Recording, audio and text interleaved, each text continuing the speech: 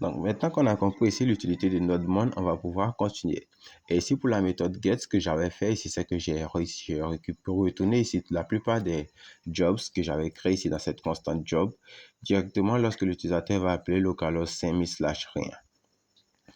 Et ici, je peux dire que ici c'est le dernier middleware, donc j'ai pas besoin de la méthode next dans ce cas-là. Donc ici pour la méthode store, ce que je souhaiterais faire, c'est de récupérer ici les jobs.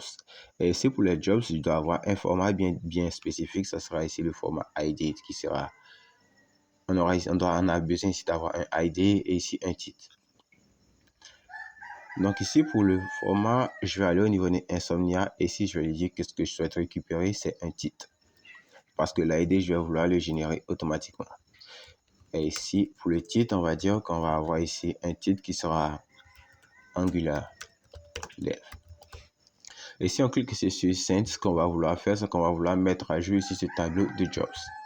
Donc là, si je clique ici sur Send, j'aurai Angular Dev comme titre qui sera retenu parce qu'ici, j'ai fait un return de res.json.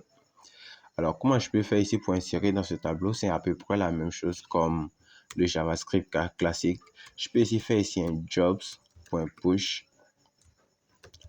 Et ici, je peux lui dire que je vais mettre ici un ID qui sera ici un mat.random. Et ici, pour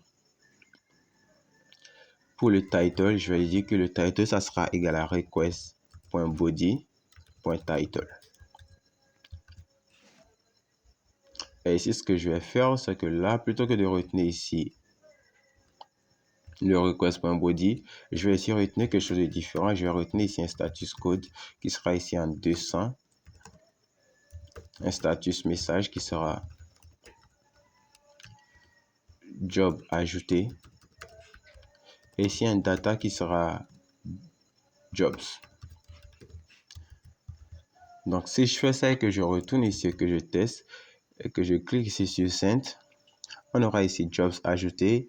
Le premier, ça sera ici 1. Et le second, on a un ID, on n'a pas de titre. Et ici, j'ai appelé title. Et ici, j'ai mis titre du côté de Insomnia. Donc voilà pourquoi est-ce que ça ne passe pas. Donc je remplace ici par title. Et cette fois-ci, je clique ici sur Send. On aura ici un troisième ID qui sera ici Angular Dev. Donc là, ici, c'est une simulation qu'on fait pour pouvoir plus tard se familiariser avec les API. Donc ici, on peut se dire qu'on a créé ici la création. Et encore là, si on peut modifier ça, plutôt que d'avoir Angular Dev, on pourrait avoir ici un React Native Dev. Et si on clique ici sur Send, on aura encore une nouvelle ligne qui sera affichée qui sera React Native Dev. Et si on souhaite récupérer la liste totale de tout, on va dire de tous les jobs qui ont été ajoutés, ce qu'on peut faire ici, c'est de remplacer ici le store par ici slash et ici la méthode ça sera get.